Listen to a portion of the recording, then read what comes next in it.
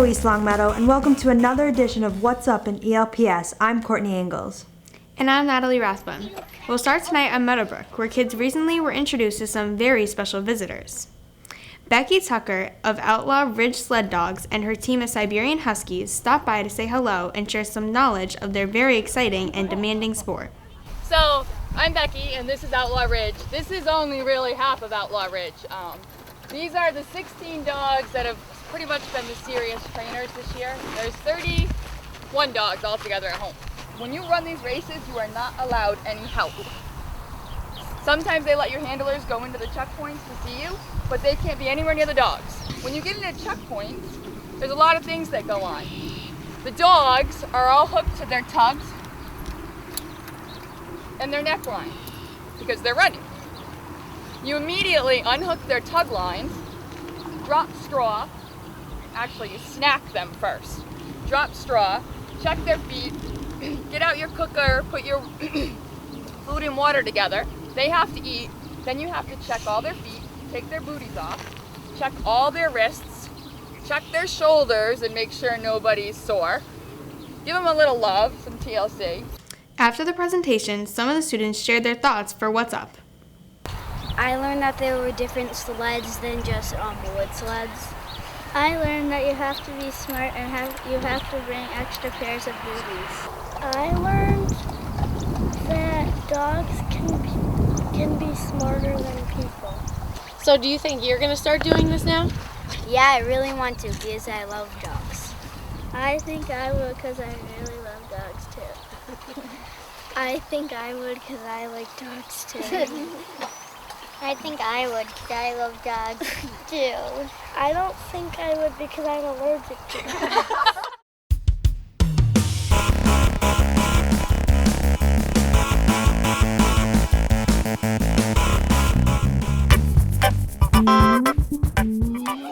Hi, my name's Erilyn, and I'm here with Principal Fredette. Thank you for joining us today. Now, I'm going to ask you some questions about the swings. So, first of all, why did you install the swings? Well, Erilyn, we installed the swings primarily to give the students of Maple Shade School and all of the residents of the community that use our field and our school grounds during recreation more options on the playground for kids to have fun. Okay, so what are some things that we can do to stay safe on the swings? Some things that you can do to stay safe on the swings is while the swings are swinging, to make sure that no one is standing on the wood chips, so you're off of the wood chips and on the grass. Also to wait in line and wait your turn without cutting and without pushing and without trying to get on the swing in a quick and unsafe way. Okay, so how long do you think the swings are going to be this popular and busy? I think the swings will be popular and busy for about 3 or 4 weeks, and then I think after that students will sort of go about their normal recess routine, but they will always be used. Okay, thank you, Mr. Fredette, for spending your time here, and You're welcome, Erin. have a nice day. You too. About the swings? Yeah, that's a major renovation to this playground. It hasn't had anything but the monkey bars and the dome for 5 years.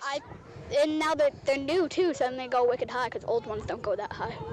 Do you like them? Yeah, I pretty much go every day. I just get in the line and go on this swing. Hi, I'm Victoria, and here I'm with some 3 third graders to talk about the swings. This is Abby, this is Savannah, and this is Miana. So, how about, have you guys been on the swings yet? Yes. Yes. How do you think of them? They're pretty good. What they do is they're kind of easier to swing. Yeah, they kind of swing for you once you get started. Maybe give your own power.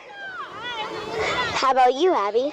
Well, I think the swings are really fun, but like Miana said, when you have to push it by yourself, you have to give it more power, but when you start, it kind of just goes on for you. How high have you guys been? We've almost as high as the bar. Yeah. They go really. I've been looking over the blue bar. They go really easily because they're new.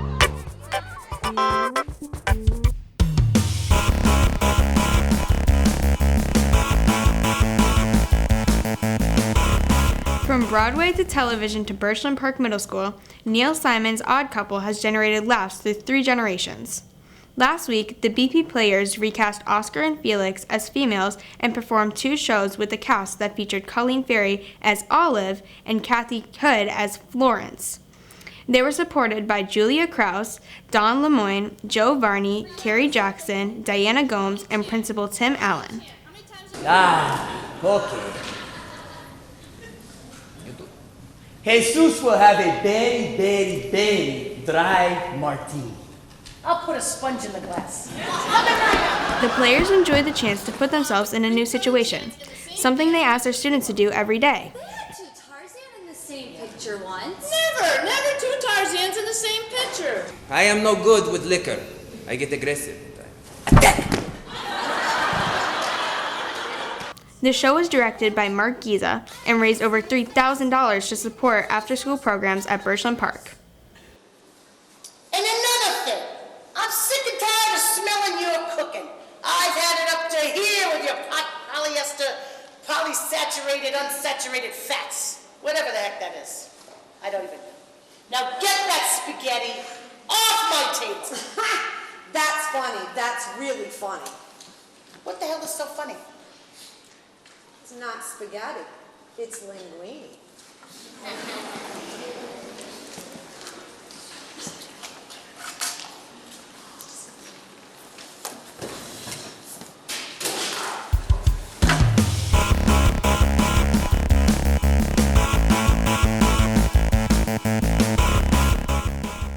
On stage at the high school last weekend, Family Matters, a play performed by the ELHS Drama Club. Mom, when am I going to get my permit? Soon. That's what you said last time. I need to start driving. I've got youth group, track, and drama club this year. I know. But I'm busy too. When will you not be busy? It went on like that, and on and on. I would have asked my dad, but he was supposed to teach my brother, and she was supposed to teach me. Presented as a montage of scenes and monologues, the play addresses the comic, dramatic, and tragic realities of what we mean by family. Are you kidding? Talk to her. I can't. Talk to her. No way. You need to talk to her. Why? You just do. You used to talk to her all the time. She used to be 10 years old. Where is everybody? On their way. Oh, okay. I've got practice tonight.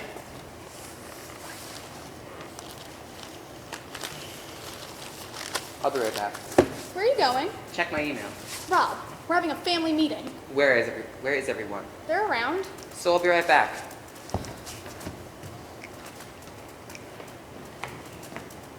Hi. Hey, Kelly. How's it going? My stomach hurts. Oh? Since when? Since she ate all our popcorn. It was the last portion. It was bigger than a bathtub. I think I'm gonna throw up. Look, we're having a family meeting. Where's Dad? He'll be right back. So will I. Hi, you two.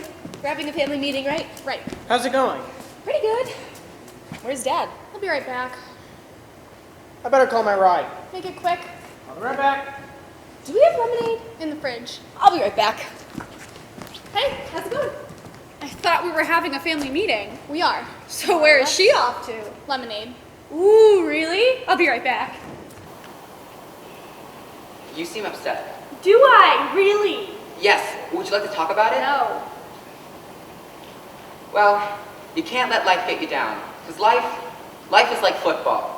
You gotta grab hold of it, toss it around, kick it now and then. What are you talking about? I don't know. It just is. You just do. Okay, sure, whatever. I'm trying my best to have a conversation with you, and you're making it very difficult. Did I invite you in? Did I ask you to sit down? Did I tell you to put your muddy shoes on Grandma's quilt? This is my room. This is my space. Hello? You're obviously in a bad mood. Duh! Okay, fine. When you're ready to talk, we will. I'll be downstairs. But I am ready. Daddy?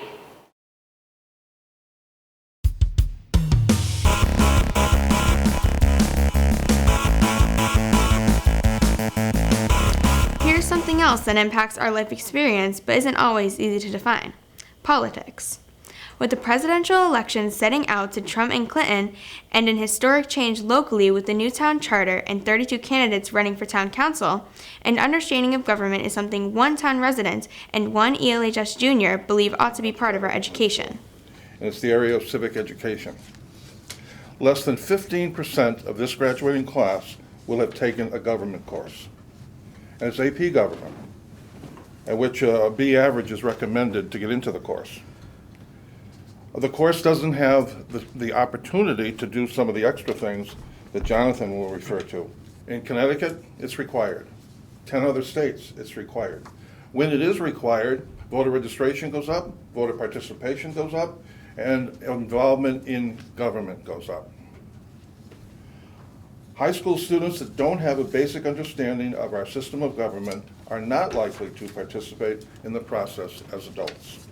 Michael Harrigan, a retired social studies teacher, and Jonathan Torsha, ELHS junior class president, met with the school committee last week to promote inclusion of a civics class in the high school schedule available to all students. The two major activities that we've been doing for civics is the Model Congress, which we started that about 2 years ago. Jack Dalton, who used to be a senior here, had worked with Mr. Harrigan in sort of beginning that, and I've sort of pass that on to try and keep it going.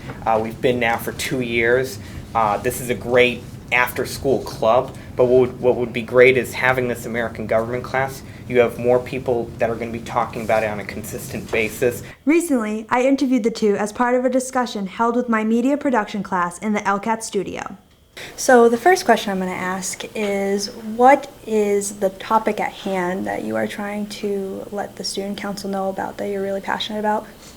Well, in those years of teaching and in administration in East Windsor, the program we developed that we're most proud of was our American government program.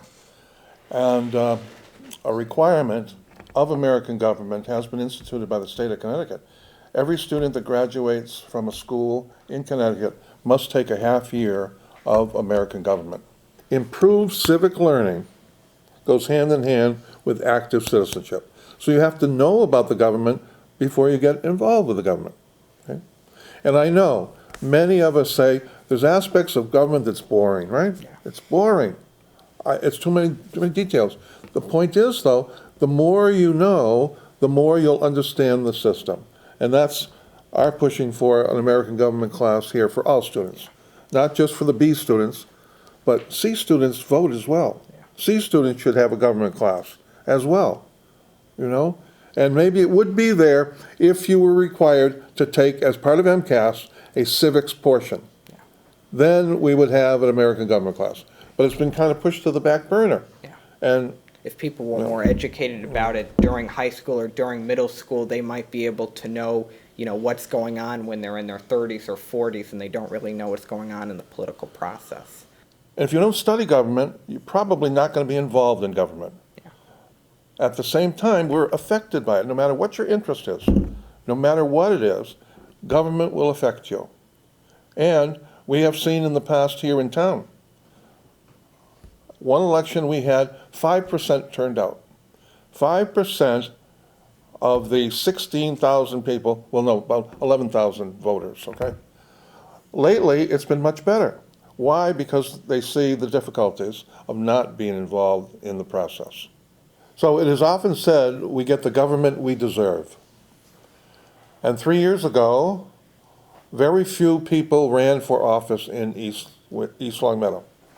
And what happened? We ended up with a lousy government. All sorts of problems. People hurt by it, people fired because of it. This time, to have so many people turn out is very, very optimistic. That now we'll have good government, I feel, because we're going to have over 30 people that are committed to the town, that want to contribute to the town, and want to improve what was done in the past.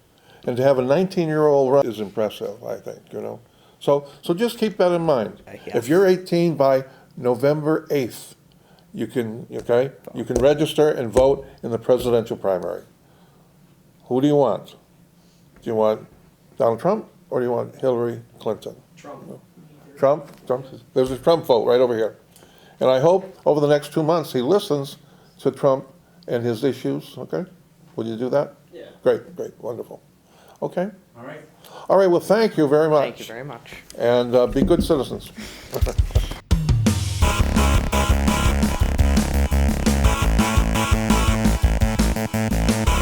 Last time, we showed a very excited group of ELHS music students departing for a weekend of performances, workshops, and sightseeing in the city of brotherly love. Here are some highlights from the trip.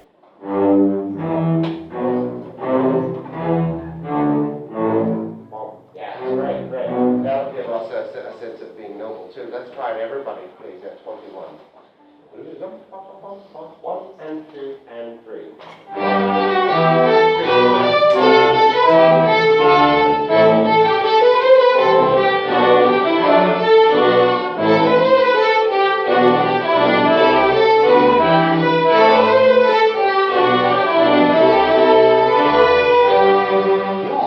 Just need to sound beautiful at this point. This is the high plains, okay?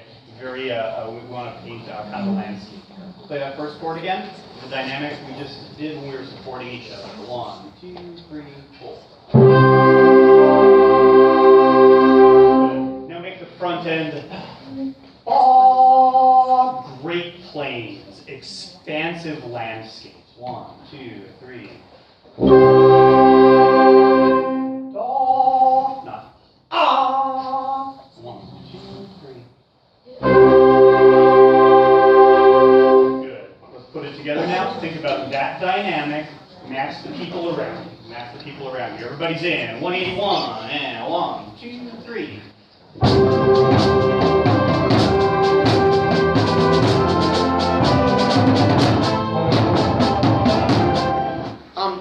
And I'm going to ask you to play a couple of phrases. I'm going to play them a little slower, and I want you to make sure that you're listening to your drummer. I'm sorry, your name is Justin. Listen to Justin, what he does, because he does a lot of the things that we want a drummer to do in a big band, and one of the most important ones is setting the horn section up for some of your figures, some of the hit figures that you play. Here we go. Ready? 45 again. 1, 2, 1, 2, 3, and.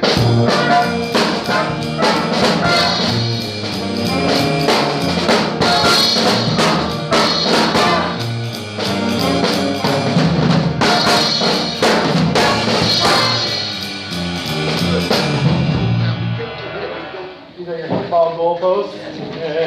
Go. Good. Sing inside this space. This represents the corners of your mouth. You want everything right here in the front of the face, not out as far as the ears. Ready, hands, and go.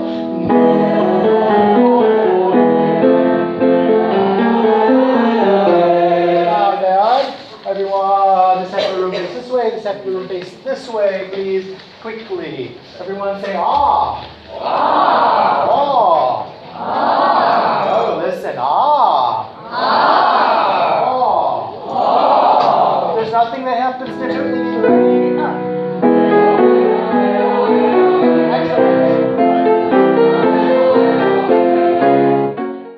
And finally tonight, we leave you with some clips from the ELHS Spring Concert, including a surprise appearance on stage from a group of guys who definitely got that swing. We'll be back next time with highlights of a visit from storyteller Tom McCabe, spring sports wrap-up, hard to believe, and lots more. For now, I'm Courtney Ingalls. And I'm Natalie Rathbun. Thanks for watching. See you next time.